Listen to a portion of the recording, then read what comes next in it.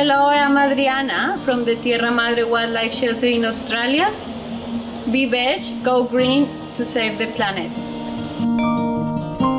Today on Vegetarianism, the Noble Way of Living, we're delighted to introduce you to Adriana Simmonds and the 20-something Darling animal residents of Tierra Madre Wildlife Shelter in Victoria, Australia. I am a biologist who fell in love with Australia. We have been very lucky to be here. We have been here for 12 years now. And yeah, it has been a real blessing. I have been also very lucky to look after injured and orphan and sick native animals. I run a wildlife shelter at home. So yeah, I have been kept myself very busy, giving those guys a second chance. I rehabilitate them and then release them back into the wild when they are ready to go. Now let's meet some of these short-term and long-term animal residents of Tierra Madre Wildlife Shelter. This little lady is a blue-tongue lizard who has recovered beautifully from some injuries. She's almost ready to go now, fully recovered. You can see it's perfectly fine now. So yeah, she will be released very soon. You can see the beautiful tongue.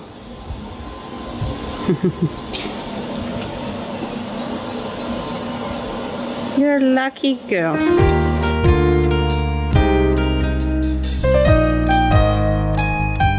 And who is this cutie looking at us with the big bright eyes?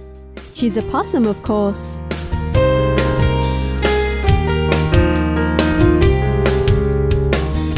Okay, so these possums here are at the end of the rehabilitation process.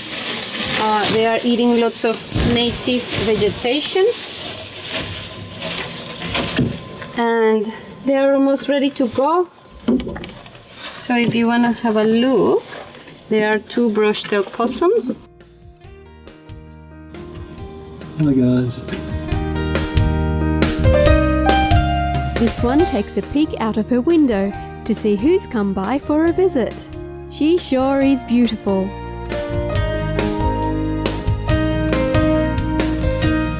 Now this fella sure isn't camera shy. Greenpeace. They are so proud of their home. Yeah, because they Dug did it themselves. These two adorable ones are wombats. They are happy housemates. Let's have a better look at the baby wombat. He must be one of the cutest animals we've ever seen. It's feeding time now for the two wombats. Hello. Come on. Look what I brought for you. Yeah. Look. Fresh grasses. Come on. Yeah. It seems they'd rather have a snuggle with Adriana than eat.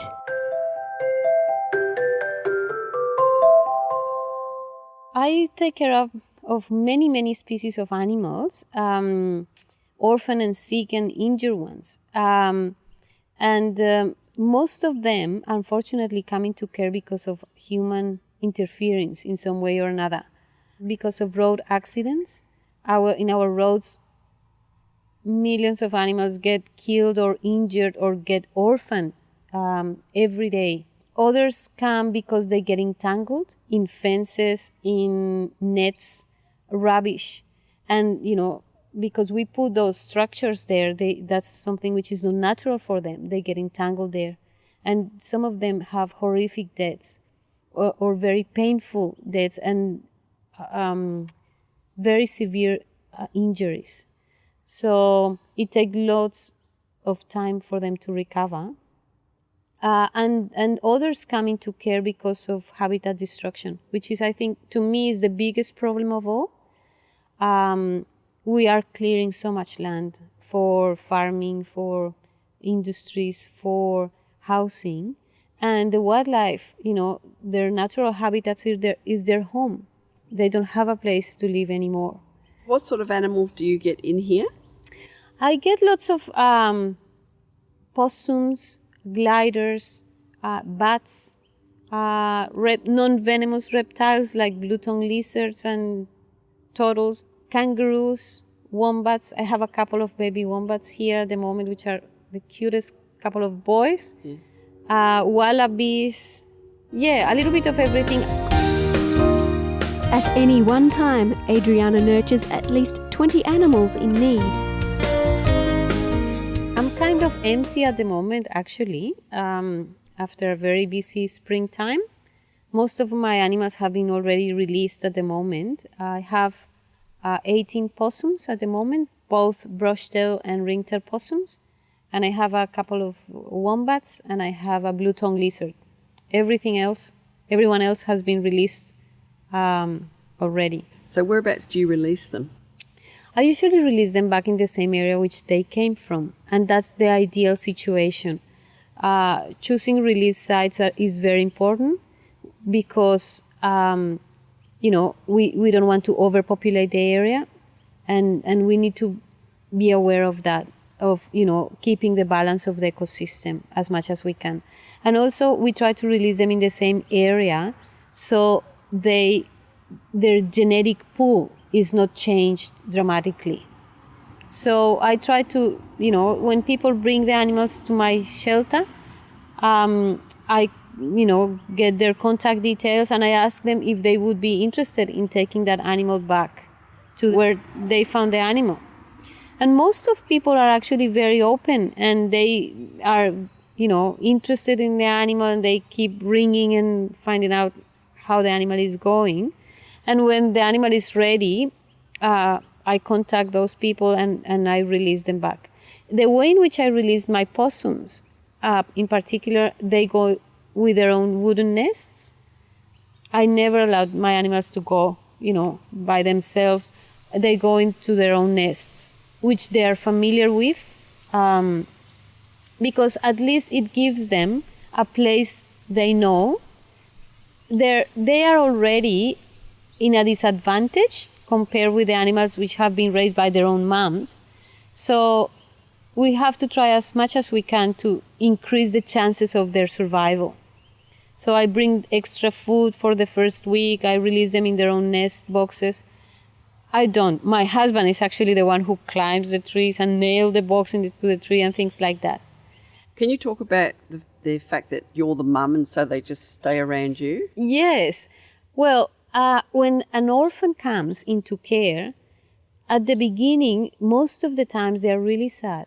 They miss their mom and they cry. It brings tears to my eyes to see the suffering when they lose their mom. Like any of us, when we lose our mom, when we are little ones, the whole world disappears for them. So when they come into care, the first days are really hard.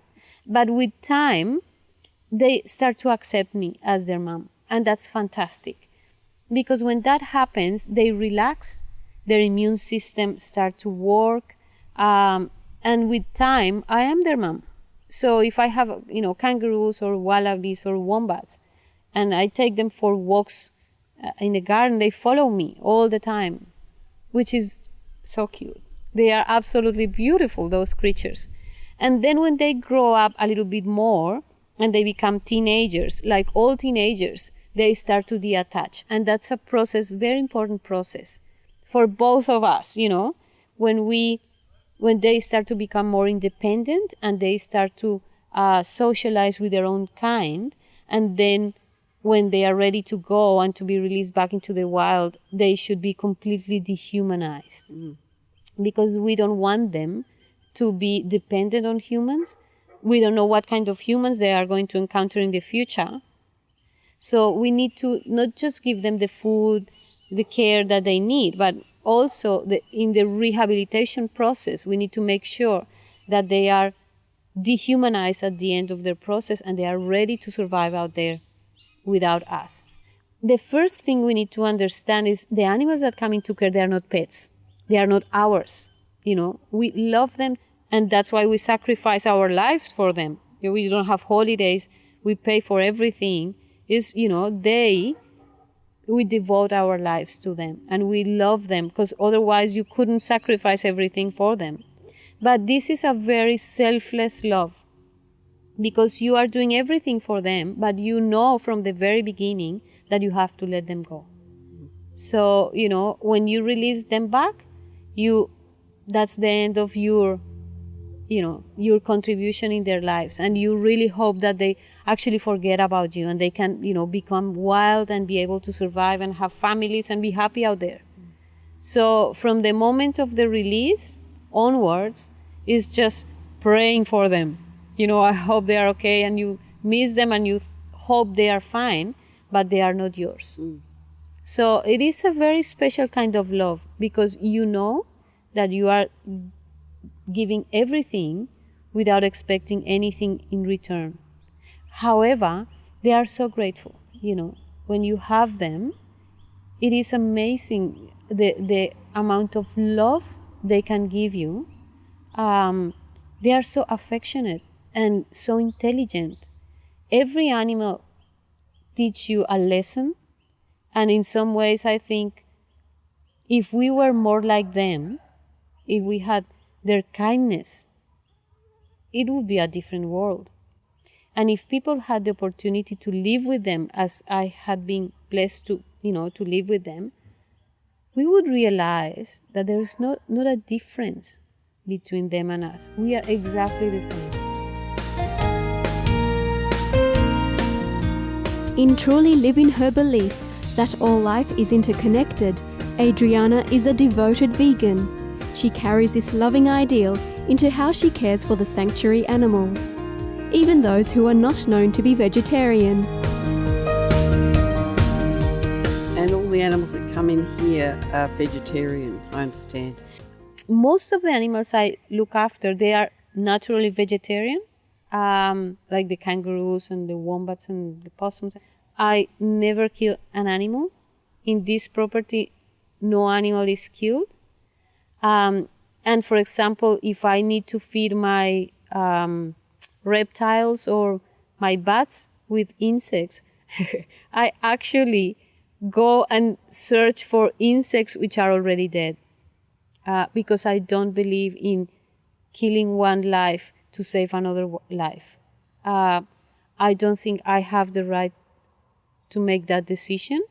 To me, all forms of life are equally valuable, despite they are in a different form. So to me, the fact that a creature is in a form of an insect doesn't mean that is less valuable than another creature which is in a form of a kangaroo or any other, or a human. Adriana also shares her time to speak publicly for environmental and animal concerns, and holds the position of Education Officer for Wildlife Victoria. I was just sharing one of the presentations I had in the last wildlife conference, the National Wildlife Conference. As Westerners, we, in our minds, have created these kind of boxes in which we include animals.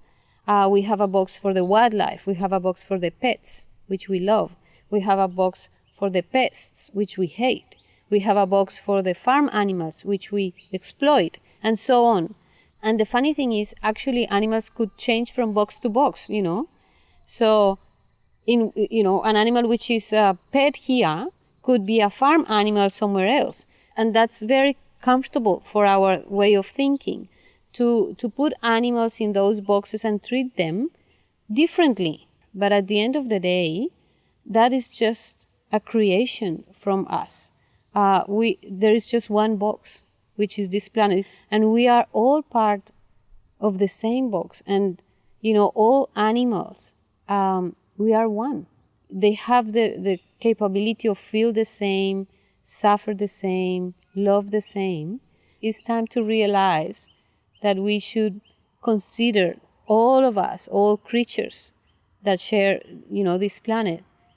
We are all family. We are all one. So I think it is time for all of us to respect each other and love each other and help each other, regardless the body in which we are.